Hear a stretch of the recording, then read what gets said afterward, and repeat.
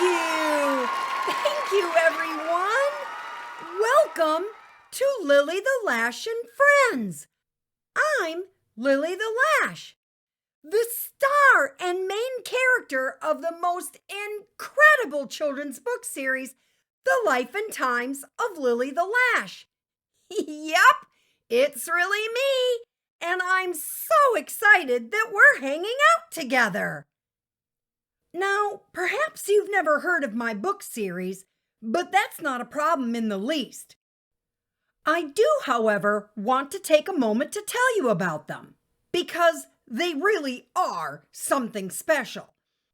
The artwork in each book is so incredible that the images seem like they're going to jump right off the page. They're written in such a way that leaves you excited to see what's going to happen next, and there's hundreds of free, fun activities and hidden stuff too. So super duper cool. I, myself, am an eyelash fairy. My role in the storybooks is to help everyone see the importance of making good choices and learning good lessons like honesty, respect, and compassion. I could tell you more, but I think we should just stop and listen to this real live story that I just received from one of my friends. Come along now as we explore our friend's story. This is from Samuel. He's from Toronto, Canada, and he's 7 years old. Samuel writes, "Dear Lilly the Lash, just so you know, my Nana is helping me write this to you today. One time a while ago, I stayed by my Nana and Granddad's house for a couple of days until I went home. I remember that day because my mom and dad told me that my mom was sick and had cancer. My dad told me that my mom was going to feel tired a lot and that it would be important for me to do my very best and help around the house. My mom was lying on the couch and she was crying, which made me cry too. She hugged me and told me everything was going to be okay, but I was worried. I was worried because my friend at school had a mom who had cancer, and she died. For a long time now, my mom has been feeling sick and always has to go to the hospital for medicine. I'm always worried because she comes home from there and still feels really sick and throws up too. I wonder all the time if she's going to be okay. I'm keeping my room clean. I help my dad with dishes and stuff, and I get my mom wet washcloths and help her to the bathroom sometimes. I don't know if my mom is going to be okay or not.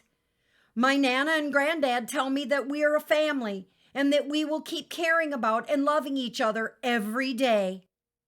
I wanted to write you this letter because I have your books and I listen to your podcast stories, and I told my Nana that other children might feel worried about their moms or dads too. So I wanted them to know that others know exactly how they feel. Nana says it's so nice that I would want to share my story. I'm glad I did. Thank you for loving me, Lilly. Yours, Samuel." My goodness, Samuel. Your heart is just so big and caring. To think that you would want to share what's going on in your life right now under these circumstances with other children who might be experiencing the same thing, well, that's simply the most wonderful thing going. You're reaching out to let them know that they aren't alone. That's just so considerate, Samuel. Huge hugs, little mister. I want to start by saying that I'm so sorry that your mom is not feeling very well right now. That's a real tough one. It's tough for her because she's not as healthy as she'd like to be and isn't able to do the things she'd normally be doing with you and your family. But it's also tough for those of you who love her too, as it's just plain hard for anyone to watch someone feeling so sick. Nobody wants someone they love to feel yucky, so when that happens, we all want to get them fixed up as soon as we possibly can. But that's just not always possible. Our health is often out of our control, and it leaves everyone involved feeling worried and sad. Thankfully, you have your Nana and Granddad who seem to be a super special support to you guys and are there for all of you to help you through this tough time. That's so reassuring.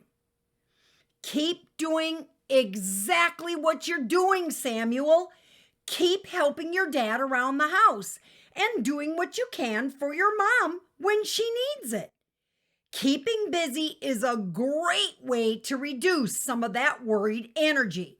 It'll take a bunch of tasks off your dad's plate, and it'll help everyone feel a little more in control. You see, when a person becomes ill, as your mom has, everyone feels so helpless. There's so much that you can't fix. You can't make it better, and you can't control. It leaves everyone feeling disconnected and frazzled. So finding ways to feel a little more in control is so important. For example, when chores around the house get done, people feel more organized and in control because they completed that task. I know that may sound silly because it's just a chore, but I'm telling you now, to take charge and complete a task that you can handle on your own, like sweeping the kitchen floor or feeding the family dog, will make you and everyone in the house feel less frazzled. And that, my friend, will matter in more ways than one. Okie dokie, my time is up. I gotta straighten my wings and get flying. But I have a quick question. Do any of my friends out there want to share their story with the listeners? Do you have a concern or something awesome you'd like to tell everyone about? All you have to do is have your parent or guardian contact me through the author of the series, Julie Woik. You can find her email address on my website, which is lillythelash.com. That's LILLYTHELASH.com. Well, that's it for now. I can't wait to hear what you have to say. Remember, Lily's always listening. It doesn't take much for us to say something kind. Together, we can make the world a better place in the blink of an eye.